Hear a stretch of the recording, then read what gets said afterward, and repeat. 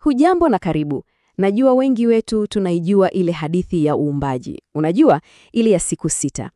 Lakini umeshawahi kujiuliza kama kuna mpangilio fulani, kama kuna muundo wa kisanii uliojificha ndani ya maneno yale? Basi leo ndicho hasa tunachokwenda kukifanya. Tutaichambua kwa undani kabisa Mwanzo sura ya kwanza na kuona ule usanifu wake wa ajabu. Basi twende kazi. Maneno haya, maneno ya kwanza kabisa, yanatupa msingi wa kila kitu. Ni sentensi fupi lakini ina nguvu ya ajabu. Ni kama tangazo rasmi kwamba safari ya uhai wote inaanzia hapa. Kuanzia kauli hii, hadithi nzima inaanza kufunguka, ikituonyesha jinsi agizo hili kuu lilivyotimizwa hatua kwa hatua. Sawa, kabla ya kuwepo kwa mpangilio wowote, kabla hata ya uhai, maandiko yanatuchorea picha ya jinsi dunia ilivyokuwa, na katika picha hiyo kuna maneno mawili muhimu sana.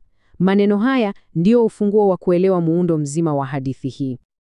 Hii hapa sasa ndiyo hali ya awali, changamoto yenyewe.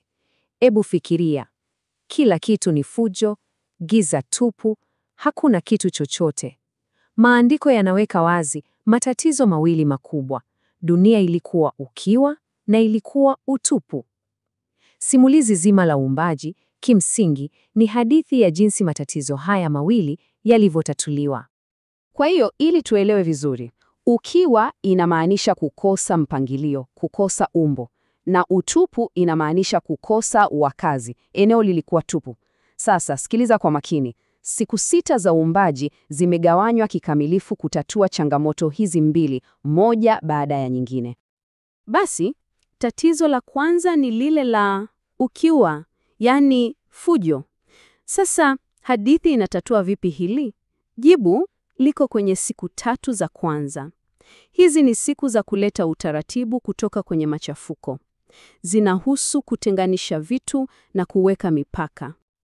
Ebu ona jinsi kila tendo linavyoleta mpangilio. Siku ya kwanza, giza na nuru vinagawanywa. Siku ya pili, maji ya juu na ya chini yanatenganishwa na anga. Na siku ya tatu, nchi kavu inajitokeza kutoka kwenye maji. Yaani, pole pole, ile fujo inaanza kupata umbo na muundo unaoeleweka.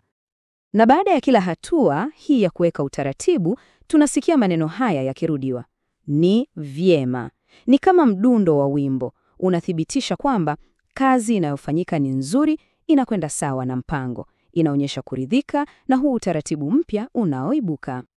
Sawa, tatizo la kwanza lile la ukiwa limeshughulikiwa. Sasa tuna mazingira yenye mpangilio. Kinachofuata ni kushughulikia tatizo la pili, utupu. Siku hizi 3 zinazofuata, lengo lake ni moja tu, kujaza yale maeneo yaliyotengenezwa. Na hapa sasa ndipo tunaanza kuona ule ufundi wa ajabu wa muundo wenyewe. Angalia kwa makini, kila eneo lililotengenezwa katika siku 3 za mwanzo sasa linapata wakazi wake. Hii si bahati nasibu, kuna uwiano wa kustajabisha hapa. Hii ndiyo sehemu ninayoipenda zaidi. Unajua, huu sio tu mfuatano wa matukio ya kawaida. Huu ni usanifu uliopangwa kwa ufundi wa hali ya juu. Hebu sasa tuviweke vyote pamoja, tuone jinsi vinavyolingana kikamilifu. Hebu tazama huu mlingano. Siku ya kwanza, nuru inatengenezwa. Siku ya 4, eneo la nuru linajazwa na mianga, jua na mwezi. Siku ya pili, anga na bahari vinatenganishwa. Siku ya 5, anga linajazwa na ndege na bahari inajazwa na samaki. Na siku ya 3, nchi kavu inatokea. Siku ya 6, nchi kavu inajazwa na wanyama na wanadamu. Unaona? Ni muundo wa kishairi unaoonyesha mpangilio na kusudi la wazi kabisa. Na baada ya kazi hii yote ya kupanga na kujaza, hadithi inafikia kilele chake. Kazi ya mwisho kabisa ya siku ya 6 inatambulishwa kwa namna ya kipekee sana. Inatambulishwa kwa njia inayoonyesha umuhimu wake kuliko vyote vilivyotangulia. Hii ni tofauti kabisa. Kwa viumbe vingine vyote, Mungu anasema tu na iwe au nchi na izae, lakini hapa lugha inabadilika. Inakuwa kama kuna mashauriano na tumfanye. Hii inaashiria kwamba hiki ni kitendo maalumu cha pekee katika mchakato mzima wa uumbaji. Hili neno mfano ni la msingi sana hapa. Halimaanishi tu kufanana kwa sura ya nje. La, linadokeza kwamba mwanadamu ameumbwa ili awe mwakilishi wa Muumba hapa duniani. Yaani, awe na majukumu maalumu ya kufanya. Sasa, kuwa mfano kunamaanisha nini kivitendo? Maandiko yanaweka majukumu haya wazi kabisa. Wanadamu wanapewa mamlaka.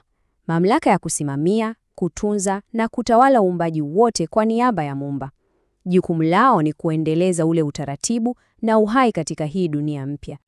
Basi, baada ya kazi ya siku 6 kukamilika na mwanadamu akiwa amewekwa kama kilele cha uumbaji, hadithi inatupa tathmini ya mwisho.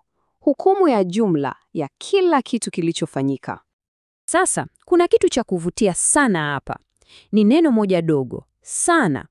Kumbuka katika siku zilizopita, kauli ilikuwa ni chema tu.